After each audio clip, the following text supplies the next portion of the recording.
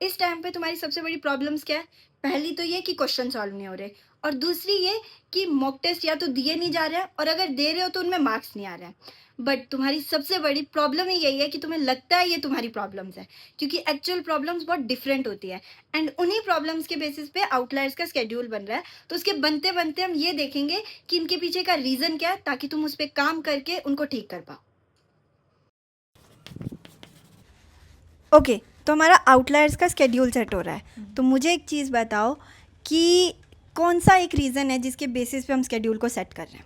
Okay तो अभी सारे स्टूडेंट्स को ना जब भी हम जेई की तैयारी कर रहे होते हैं तो हमें हमारी सबसे बड़ी दो प्रॉब्लम्स लगती हैं, राइट। पहली तो हमें ये लगती है कि हमसे सवाल नहीं बन रहे हैं, कि क्लास में गए थे, सब कॉन्सेप्ट भी समझ आ गए, टीचर के साथ सॉल्व कर रहे थे, सब हो जा रहे थे, लेकिन जब घर आकर के खुद से सवाल सॉल्व करने की कोशिश कर रहे हैं, डीपीपी लगाने की कोशिश कर रहे हैं, तो वो नहीं हो रहे हैं, राइट।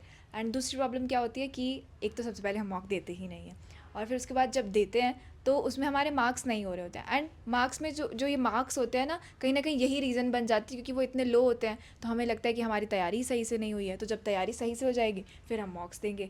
तो बट एक्चुअल में अगर हम डिस्कस करें, या कोई भी इंसान जब थोड़ा एक्सपीरियंस कर लेता है जेई की तैयारी को, तो वो समझने लग जाता है कि ये एक्चुअल में प्रॉब्लम्स हैं ही नहीं। इस टाइम की सबसे बड़ी प्रॉब्लम जो है वो कुछ और होती है, जो कि हम बहुत लेट समझते हैं, विच इज़ कि इस टाइम पर हम खुद से अपनी तैयारी को लेकर के, अपने गोल को लेकर के सीरियस और सिंसियर नहीं होते हैं, राइट।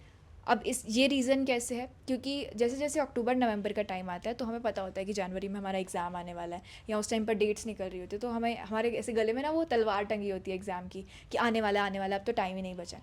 बट क्योंकि अब का टाइम है ना, तो हमें लगता है कि 6 महीने बाकी है, एक लंबा स्ट्रेच ऑफ टाइम बाकी है, तो हम धीरे धीरे करके अब कोशिश तो कर ही रहे हैं, हम जा तो रहे ही हैं क्लास में, हम डीपीपी तो लगा ही रहे हैं, जबकि एक्चुअली में हम सब चीज़ नाम के लिए कर रहे होते हैं, कि क्लास तो गई थी मैंने डीपीपी तो लगाई है, वो सारी चीज़ें हम नाम के लिए कर रहे होते हैं। जबकि कोई भी इंसान जिसे आप देखेंगे जो कि सिंसियरली तैयारी कर रहा है, या अगर आप रैंकर्स की भी बात करते हैं, टॉपर्स की भी बात करते हैं, तो वो जो चीज़ कर रहे हैं वो उसमें फुल्ली 100% इन है। हमने ये चीज़ आउटलायर्स की भी फर्स्ट मीटिंग में डिस्कस की थी, कि पूरा दिन नहीं पढ़ना होता है ना। सबसे ज़्यादा हमें वहम होता है कि टॉपर्स 14-14 घंटे पढ़ते होंगे, जबकि ऐसा होता नहीं है। वो जो पढ़ाई करते हैं उसमें 100% इन होते हैं। तो सबसे पहले चीज़ तो यही आ जाती है कि सीरियस और सिंसेरिटी जब तक नहीं आएगी, बाकी सारी प्रॉब्लम्स आती रहेंगी, चाहे वो क्वेश्चन सॉल्विंग को लेकर के है, मॉक्स को लेकर के है, किसी भी सब्जेक्ट को लेकर के, weak subject, strong subject, advance के क्वेश्चंस नहीं बन रहे, ये बुक के क्वेश्चंस नहीं बन रहे।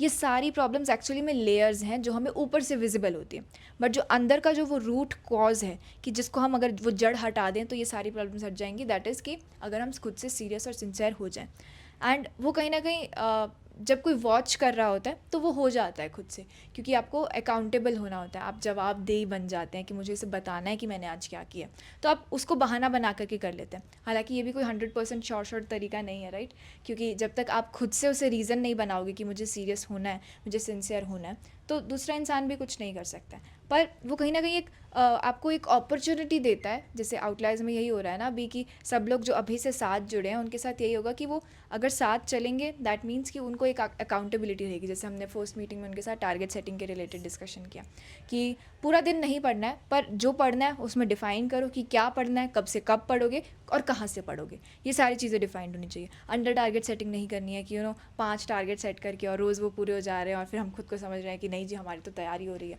नहीं। और ओवर टारगेट सेटिंग भी नहीं करनी है कि किसी दिन बहुत ज़्यादा मोटिवेटेड हो गए और फिर 10-10 टारगेट्स हम कोशिश कर रहे हैं पूरी करने की, हो एक भी नहीं रहा है सीरियसली।